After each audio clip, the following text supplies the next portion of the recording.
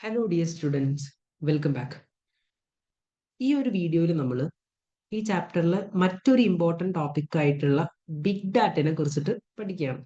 Big ഡാറ്റയെ കുറിച്ച് നിങ്ങൾ പല പ്രീവിയസ് പേപ്പേഴ്സിലും പഠിച്ചിട്ടുണ്ടാകും. ബിഗ് ഡാറ്റ എന്ന് പറയുന്നത് എന്താണ് ഇത് എന്ന് പറയുന്നതിന് മുന്നേ ഈ ഡാറ്റ ആൻഡ് ഇൻഫോർമേഷന്റെ യൂസ് ബിസിനസ്സിൽ നല്ല രീതിയിൽ കൂടിക്കൊണ്ടിരിക്കുകയാണ്. എത്രത്തോളം ഡാറ്റയുടെ ഇമ്പോർട്ടൻസ് അല്ലെങ്കിൽ എത്രത്തോളം ഡാറ്റ നമ്മൾ ബിസിനസ്സിൽ യൂസ് ചെയ്യുന്നു എന്നുള്ളത് റെപ്രസെന്റ് ചെയ്യാൻ വേണ്ടിയിട്ട് നമ്മൾ യൂസ് ചെയ്യുന്ന ഒരു വേർഡ് ഉണ്ട്.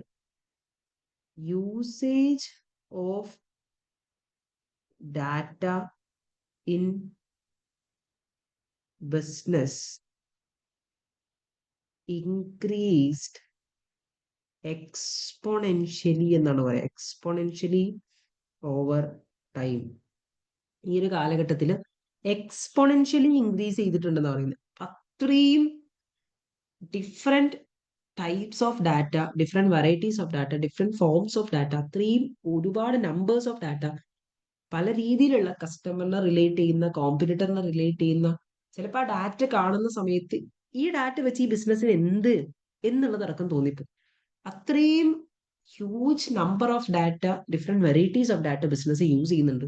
അത് യൂസ് ചെയ്തിട്ട് അവിടുത്തെ ഒരാളായിരിക്കില്ല ഇത് പ്രോസസ് ചെയ്തിട്ട് അനലൈസ് ചെയ്യുന്നത്. ഇത് അനലൈസ് ചെയ്യുന്നത് ഒരു പവർഫുൾ സിസ്റ്റം ആണ്. ഇതൊക്കെ ഹാൻഡിൽ ചെയ്യണം, മാനേജ് ചെയ്യാനൊക്കെ പറ്റണം എന്നുണ്ടെങ്കിൽ ഇതൊക്കെ ഈ ഡാറ്റാസ് ഒക്കെ വെച്ചിട്ട് ബിസിനസ്സിൽ പാറ്റേൺസ് ഫൈൻഡ് ചെയ്തിട്ട് ബിസിനസ്സിൽ നല്ല നല്ല ഡിസിഷൻസ് എടുക്കാൻ പറ്റണം എന്നുണ്ടെങ്കിൽ അതിൻ്റെ ഒരു പവർഫുൾ സിസ്റ്റം വേണം. That powerful system is known as big data.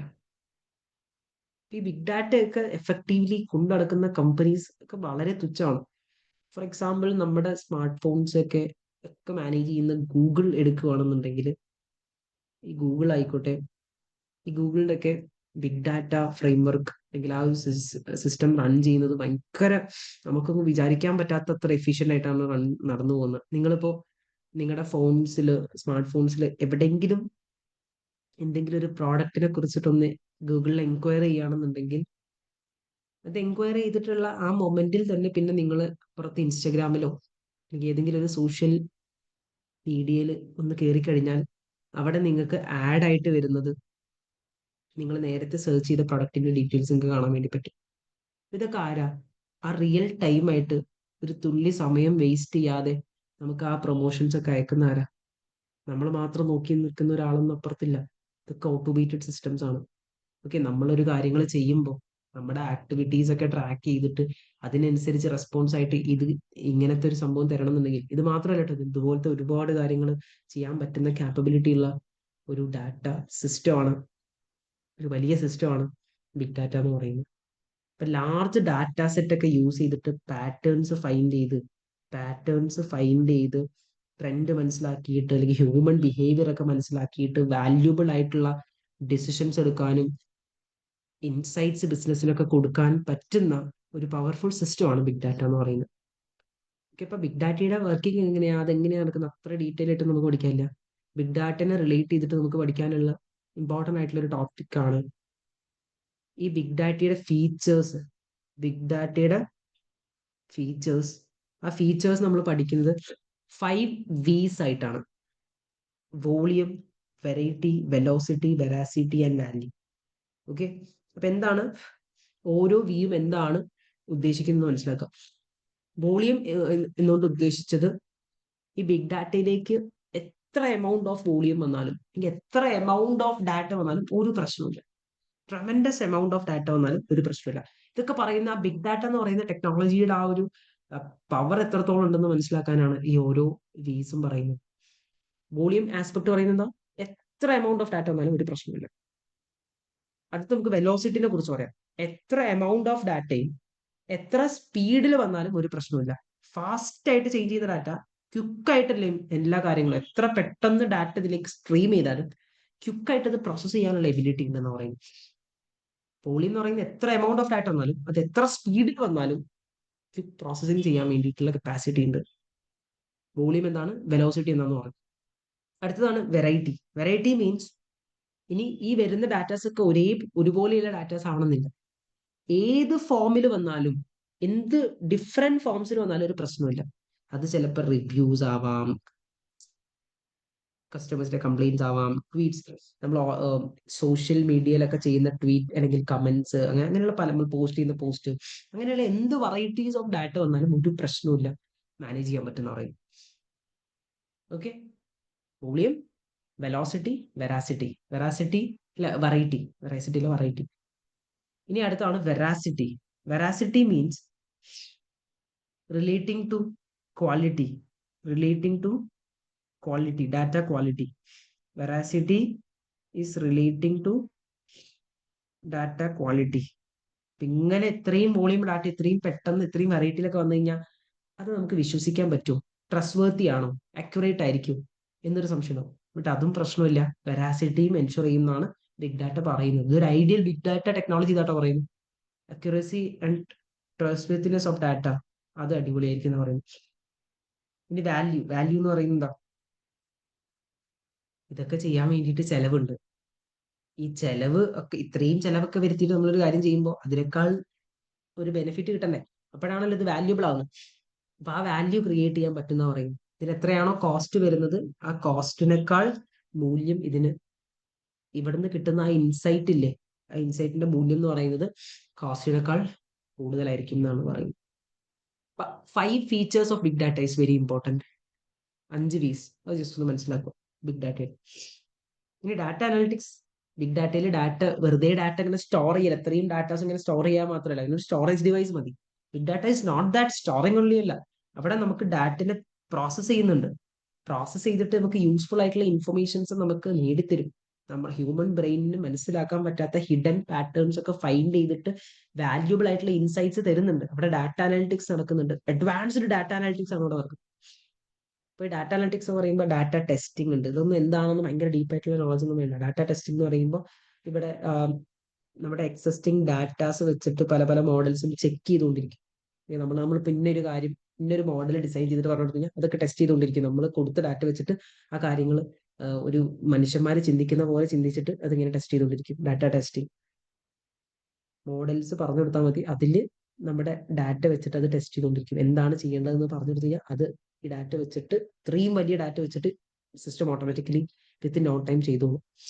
Data mining എന്നൊക്കെ പറയുന്നത് കൊടുത്തൊരു വലിയ ഡാറ്റയിൽ നിന്നും പാറ്റേൺസ് ഫൈൻഡ് ചെയ്യുന്നു. ഓക്കെ, ഇതൊക്കെ എന്താണ്, അങ്ങനൊന്നും എത്ര ഡീറ്റെയിൽ ആയിട്ടൊന്നും പഠിക്കണം. ഇനി പ്രഡിക്റ്റീവ് അനാലിസിസ്. പ്രഡിക്റ്റീവ് എന്ന് പറയുമ്പോൾ എന്താ? കൊടുത്ത ഡാറ്റ വെച്ചിട്ട് ഫോർകാസ്റ്റിംഗ്, ഫ്യൂച്ചറിലേക്ക് നമ്മൾ ഫോർകാസ്റ്റ് ചെയ്യുന്നുണ്ടല്ലോ, ഈ ഫോർകാസ്റ്റിംഗിൽ ബിഗ് ഡാറ്റ നമുക്ക് യൂസ് ചെയ്യാം. ഓക്കെ, ഫോർകാസ്റ്റ് ഫ്യൂച്ചർ ഇവന്റ്സ്, അതിന് ഉപയോഗിക്കാം. ടെക്സ്റ്റ് അനാലിറ്റിക്സ്, ഇത് റിട്ടൺ വേർഡ്സ് ഒക്കെ, ഇമെയിൽസ്, ഡോക്യുമെന്റ്സ്, അങ്ങനത്തെ റിട്ടൺ വേർഡ്സ് ഒക്കെ അനലൈസ് ചെയ്യാൻ text analytic. Voice analytics, voice മനസ്സിലാക്കുക. സ്റ്റാറ്റിസ്റ്റിക്കൽ അനാലിസിസ്, ഇപ്പൊ കുറെ സ്റ്റാറ്റിസ്റ്റിക്സ്, ഡാറ്റാസിന്റെ റിലേഷൻഷിപ്സ് ഒക്കെ കൊടുക്കുന്നുണ്ടെങ്കിൽ ആ റിലേഷൻഷിപ്സിന്റെ ട്രെൻഡ്, കോറിലേഷൻസ്, നമ്മൾ ഒരുപാട് കോറിലേഷനെ കുറിച്ചൊക്കെ പഠിച്ചിട്ടുണ്ട്. അതൊക്കെ നമുക്ക് ചെയ്യാൻ പറ്റുന്ന കാൽക്കുലേഷനാണ്. അതൊന്നും അല്ലാത്ത വലിയ ഡാറ്റാസ്, നമുക്ക് ബ്രെയിനിൽ മനസ്സിലാക്കാൻ പറ്റാത്ത റിലേഷൻഷിപ്സ് ഒക്കെ മനസ്സിലാക്കിയിട്ട് അതിന്റെ സ്റ്റാറ്റിസ്റ്റിക്സ് മനസ്സിലാകുന്ന ഡാറ്റ അനാലിറ്റിക്സ് ഉണ്ട്. അതാണ് സ്റ്റാറ്റിസ്റ്റിക്കൽ അനാലിറ്റിക്സ് എന്ന് പറയുന്നത്. ഓക്കെ, ഇനി അടുത്ത് പറയുന്നത്, ഈ ബിഗ് ഡാറ്റയിൽ ഒരു പിരമിഡ് ഉണ്ട്. ഈ ബിഗ് ഡാറ്റ വെച്ചിട്ട് ഡാറ്റ അനാലിറ്റിക്സ് ചെയ്യുന്നുണ്ടല്ലോ, അതിനൊരു ഫ്ലോ ഉണ്ട്, ഒരു ഓർഡർ ഉണ്ട്. ആ ഓർഡർ ആണ് പറയുന്നത് DIKW എന്ന് പറയാ. ആദ്യം ഇവർക്ക് ഡാറ്റ കിട്ടും, റോ ആയിട്ടുള്ള ഫാക്ട്സ്, അതാണ് ഡാറ്റ, അത് കിട്ടും. ഇനി ആ ഡാറ്റ വെച്ചിട്ട് ഇൻഫർമേഷൻ ക്രിയേറ്റ് ചെയ്യും, ഇൻഫർമേഷൻസ് ആക്കും, ആ ഡാറ്റനെ ഇൻഫർമേഷൻ ആക്കും. ആ ഡാറ്റനെ ചെറിയ രീതിയിൽ ആ തന്ന ഡാറ്റ വെച്ചിട്ട് അതിന് റിലേഷൻഷിപ്സ് ഉണ്ടാക്കും. ഡാറ്റ വിത്ത് റിലേഷൻഷിപ്സ്, അതിനെയാണ് ഇൻഫർമേഷൻ എന്ന് പറയുന്നത്. ഇനി ആ ഇൻഫർമേഷൻ വെച്ചിട്ട് നമുക്ക് എന്തെങ്കിലും ഒരു നോളജ് ഉണ്ടാക്കും. ആ ഒരു റിലേഷൻഷിപ്പ് എന്തുകൊണ്ടെന്ന് പറയുന്ന ആ ഒരു അണ്ടർസ്റ്റാൻഡിങ്, ആ ഡാറ്റനെ കുറിച്ച് അവർ പഠിക്കും. ആര്? ദിസ് ബിഗ് ഡാറ്റ പഠിക്കും. അപ്പൊ അവർക്ക് ആ ഡാറ്റ വെച്ചിട്ടുള്ള ഇൻഫർമേഷൻസ്, റിലേഷൻഷിപ്സ് ഉണ്ടാക്കിയിട്ട് ആ റിലേഷൻഷിപ്സിൽ നിന്നും ഒരുപാട് കാര്യങ്ങൾ അവർ മനസ്സിലാക്കും. മുന്നേ മനസ്സിലാക്കാനുള്ള കഴിവ് ആർക്കായിരുന്നു? ഹ്യൂമൻസിനായിരുന്നു. അത് ഇവരെ കൊണ്ട്, കമ്പ്യൂട്ടേഴ്സിനെ കൊണ്ട് പറ്റുന്ന പറയും. ഇത് മനസ്സിലാക്കിയിട്ട് അതിനെക്കുറിച്ച് ചിന്തിച്ചിട്ട് വാല്യൂബിൾ ആയിട്ടുള്ള ഡിസിഷൻസ് എടുക്കണം. അവിടെ പിന്നെ എന്ത് വരും? വിസ്ഡം വരും. വിസ്ഡം എന്ന് പറയുമ്പോൾ ആ മനസ്സിലാക്കിയ നോളജ് വെച്ചിട്ട് ഡിസിഷൻസ് എടുക്കാൻ പറ്റും. ഈ കാര്യങ്ങളൊക്കെ ഹ്യൂമൻസിനായിരുന്നു ചെയ്യാൻ പറ്റിയിരുന്നത് മുന്നേ. ഒരു കാര്യം കിട്ടിക്കഴിഞ്ഞാൽ അതിനെക്കുറിച്ച് ആലോചിച്ചിട്ട് ഇൻഫർമേഷൻ ആക്കുന്നു, അതിന് നോളജ് ഉണ്ടാക്കുന്നു, ആ നോളജിനെ കുറിച്ച് മനസ്സിലാക്കിയിട്ട് ഇങ്ങനെ ചെയ്യാം എന്നൊക്കെ പറയുന്ന ഡിസിഷൻ മേക്കിങ്ങിലേക്ക് അല്ലെങ്കിൽ ഇൻസൈറ്റ്സ് ക്രിയേറ്റ് ചെയ്യുന്നു. ആ ഇൻസൈറ്റ്സ് ഉണ്ടാക്കുന്ന ഒരു പിരമിഡാണ് പറയുന്നത്. ഡാറ്റയാണ് ആദ്യം, പിന്നെ അതിന് ഇൻഫർമേഷൻ ഉണ്ടാക്കുന്നു, നോളജ്, വിസ്ഡം. ഇതിന്റെ ഒരു എക്സാമ്പിൾ ഇവിടെ പറയുന്നുണ്ട്. ഒരു എയർലൈൻസിന്റെ കമ്പനീനെ റിലേറ്റ് ചെയ്തിട്ട്, ഇത് ഭയങ്കര ഷോർട്ട് ആയിട്ട് ഞാൻ പറയുന്നത്, ഇതിനെ കുറിച്ച് ഡീറ്റെയിൽ ആയിട്ട് മനസ്സിലാവണമെന്നുണ്ടെങ്കിൽ ജസ്റ്റ് ഒന്ന് സ്റ്റഡി ഹബില് ഈ ഒരു പോർഷൻ വായിച്ചിട്ട്, സ്റ്റഡി ഹബിൽ ഈ ഒരു പോർഷനിൽ ഈ എക്സാമ്പിൾ ഭയങ്കര ഡീറ്റെയിൽ ആയിട്ട് പറയുന്നുണ്ട്. ആ ഒരു ഡാറ്റ കിട്ടി, പല പല ഡാറ്റാസ് കിട്ടും. ആ ഡാറ്റേന്റെ റിലേഷൻഷിപ്പ് ഉണ്ടാക്കുന്ന ഇൻഫർമേഷൻ ആകും. അവിടെ നിന്ന് നോളജ് ഗെയിൻ ചെയ്യും. ആ നോളജ് വെച്ചിട്ട് വിസ്ഡമിലേക്ക് എത്തുന്ന ആ ഒരു ഒരു എക്സാമ്പിൾ ജസ്റ്റ് ഒന്ന് വായിച്ചാൽ മതി. ഓക്കെ, ഒരു വലിയ എക്സാമ്പിൾ ഉണ്ട്. ഇത് വായിച്ചാൽ മനസ്സിലാവില്ല. നിങ്ങൾ ആ ഒരു സ്റ്റഡി ഹബിൽ ആ ഒരു എക്സാമ്പിൾ തന്നെ വായിക്കണം. ഓക്കെ, ഒരിക്കലും ഇതിങ്ങനെ കാണാതെ ഈ എക്സാമ്പിൾ ഒക്കെ ഇങ്ങനെ എഴുതുന്നു അറിയില്ല. ജസ്റ്റ് ഇത് ബേസിക്കലി ചിലപ്പോൾ MCQസിലൊക്കെ അതുപോലെ ചോദിക്കാം. ഈ DIKW എന്ന് പറയുന്ന ആ ഒരു ഓർഡർ ഒക്കെ ജസ്റ്റ് ഒന്ന് മനസ്സിലാക്കുക, അതുപോലെ ടെസ്റ്റ് ചെയ്യാം. ഓക്കെ, ഇനി ബിസിനസ്സിൽ ഈ ബിഗ് ഡാറ്റയുടെ ബെനിഫിറ്റ്സ് എന്തൊക്കെയാണ്, എവിടെയൊക്കെ നമുക്ക് യൂസ് ചെയ്യാം? മാർക്കറ്റിംഗിൽ നമുക്ക് യൂസ് ചെയ്യാം. കസ്റ്റമർ പ്രിഫറൻസ് മനസ്സിലാക്കുക. ഒരുപാട് കാര്യങ്ങൾ നമ്മൾ അറിയാതെ തന്നെ ഈ ഡാറ്റ വെച്ചിട്ട്, ഈ ബിഗ് ഡാറ്റ മനസ്സിലാക്കി അത് ഫൈൻഡ് ചെയ്ത് നമുക്ക് പറഞ്ഞു തന്നു. ഇനി കസ്റ്റമർ സർവീസിൽ, കസ്റ്റമർ സർവീസിൽ നമുക്കത് യൂസ് ചെയ്യാം. കോമ്പറ്റേറ്റീവ് അഡ്വാൻറ്റേജ് കിട്ടും. നല്ലൊരു ബിഗ് ഡാറ്റ ടെക്നോളജി നമ്മൾ കൊണ്ടുവന്നിട്ടുണ്ടെങ്കിൽ നമ്മുടെ കോമ്പറ്റീറ്റേഴ്സിനേക്കാൾ നമ്മൾ എന്തായാലും അടിപൊളിയായിരിക്കും പല കാര്യത്തിൽ. അവർക്ക് ചെയ്യാൻ പറ്റാത്ത പല കാര്യങ്ങളും നമുക്ക് ചെയ്യാൻ പറ്റും. കോമ്പറ്റേറ്റീവ് അഡ്വാൻറ്റേജ് കിട്ടും. കസ്റ്റമർ ലോയലിറ്റി ഉണ്ടാക്കാം, നമ്മുടെ എഫിഷ്യൻസി ഇമ്പ്രൂവ്മെന്റ് കൊണ്ടുവരണം. ഇത്രയും വലിയൊരു ടെക്നോളജിയാണ്, അത്രയും ഡാറ്റ ഹാൻഡിൽ ചെയ്യാനുള്ള ടെക്നോളജി എടുത്തുണ്ട്. അത് വെച്ചിട്ട് നമുക്ക് ചെയ്യാൻ പറ്റുന്ന കാര്യങ്ങൾ വേറൊരു ലെവലിലേക്ക് ഉയർത്താൻ വേണ്ടി പറ്റും. ഓക്കെ, ഇതൊക്കെ പ്രോപ്പറായിട്ട് യൂസ് ചെയ്യാൻ പറ്റുന്ന ഒരാൾക്കാട്ടോ.